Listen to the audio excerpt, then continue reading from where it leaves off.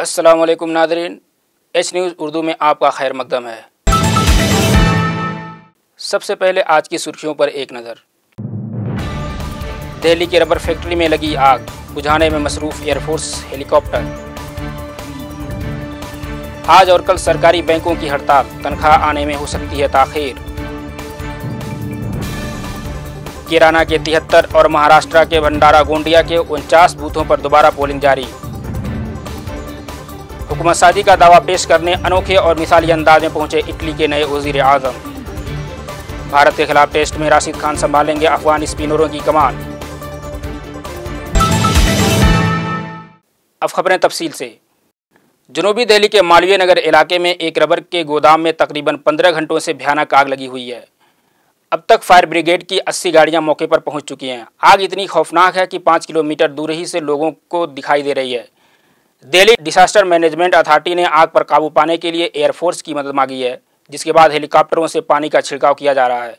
आसपास के इलाकों से घरों को खाली करा लिया गया है। खबर मिलने तक आग पर काबू नहीं पाया जा सका था।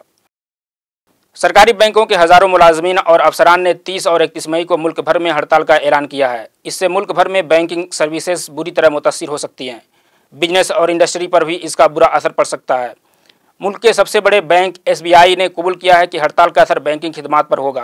बैंक यूनियनों ने हड़ताल का ऐलान तनख्वाह में 2% की इजाफा की तजवीज़ की मुखालफत में किया है। उत्तर प्रदेश की किराना लोकसभा सीट के 73 और महाराष्ट्र के भंडारा गोंडिया के 49 पोलिंग स्टेशनों पर आज दोबारा पोलिंग हो रही है।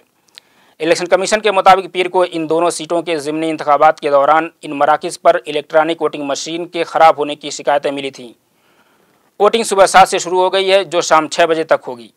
वाज़ेह है कि पीर को किराना ज़िमनी इंतखाबात में कई EVM के ख़राब होने की वजह से वोटरों को काफ़ी परेशानी का सामना करना पड़ा था और वो बगैर वोट डाले घर वापस आ गए थे। इंतखाबी कमीशन ने कहा था कि गर्मी की वजह से कुछ EVM में तकनीकी खराबी आ गई थी। उधर पेट्रोल और डीजल की कीमतों में मुसलसल 16 दिनों से जारी इजाफे के बाद आज यानी बुध को इसमें कमी नजर आई है। दिल्ली में पेट्रोल 60 पैसे तो मुंबई में 59 पैसे सस्ता हुआ। उधर डीजल दिल्ली में 56 पैसे जबकि मुंबई में 59 पैसे सस्ता हुआ। बता दें कि कर्नाटक के इंतखाबात के बाद से पेट्रोल डीजल की कीमतें मुसलसल बढ़ रही थी। कर्नाटक चुनाव के दौरान 19 दिनों तक कीमतें नहीं बढ़ी थी, लेकिन उसके बाद से हर दिन कीमतें बढ़ रही थी। 14 मई से लेकर 29 मई तक पेट्रोल की कीमतों में 3 रुपया 38 पैसे इजाफा हुआ था। रुकते हैं एक छोटे से ब्रेक के लिए, हम जल्द लौटेंगे। आप देखते रहिए H news Urdu. Hira Group presents amazing Ramzan offers.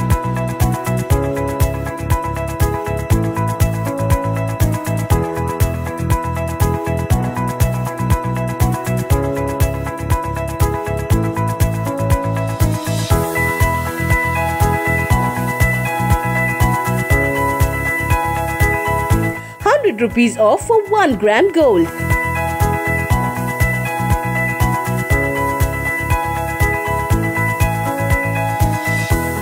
$50% off on women's wear. 10% off on kids wear. Hurry! Visit your nearest Hira Mart, Hyderabad, Tirupati and Mumbai. वक्फे के बाद एक बार फिर आपका खैर मकदम है। अब एक नज़र डालते हैं आलमी खबरों पर। इटली में लोग उस वक्त हैरान रह गए जब वज़ीर आज़म ओहदा के लिए मुंतखब किए गए जसीपे हुकूमत साजी का दावा पेश करने के लिए टैक्सी से पहुंचे। उन्होंने सरकारी गाड़ी के इस्तेमाल से इनकार कर दिया। इटली के एक टीवी चैनल की जानिब से जारी वीडियो में जसीपे टैक्सी से राष्ट्रपति भवन पहुंचते हुए नजर आ रहे हैं। उसके बाद टैक्सी का किराया देकर खुद ही दरवाज़ा खोलकर अंदर जाते हैं। वहाँ मौजूद सिक्योरिटी एहलकार उन्हें सैल्यूट करता है, लेकिन गाड़ी का दरवाज़ा नहीं खोलता है। अगर दुनिया के तमाम वज़ीर आज़म और राष्ट्रपति इसी तरीके कार को अपना लें तो पूरी दुनिया में खुशहाली आ जाएगी। उधर हिंदुस्तान और पाकिस्तान बॉर्डर से खबर आ रही है, जहां पर हिंदुस्तान और पाकिस्तान 2003 के जंगबंदी मुआहदे पर अमल करने के लिए मुत्तफिक हो गए हैं और दोनों ने यह तय किया है कि मुस्तकबिल में किसी भी मसाइल को हॉटलाइन और फ्लैग मीटिंग जैसे मौजूदा मैकेनिज्म के जरिए हल किया जाएगा।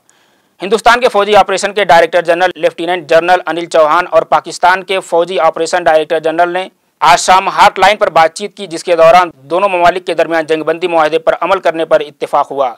यह भी इत्तेफाक हुआ है कि दोनों ही तरफ से मुस्तकबिल में जंगबंदी की खिलाफ वर्जी नहीं की जाएगी। इस फैसले से दोनों मुल्कों में अमन व अमान बहाल हो सकता है। अब खबरें खेल की दुनिया से।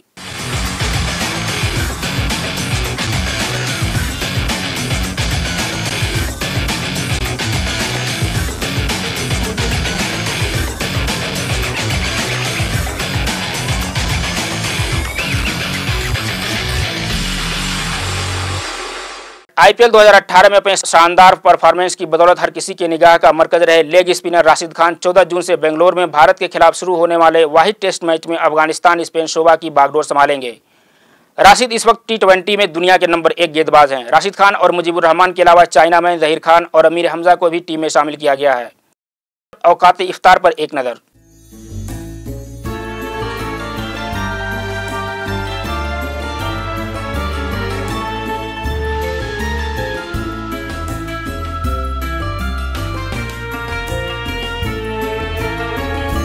खबरों का सिलसिला खत्म होता है। अपने मेज़बान मोहम्मद हसनैन को दीजिए इजाज़त। अल्लाह हाफिज़।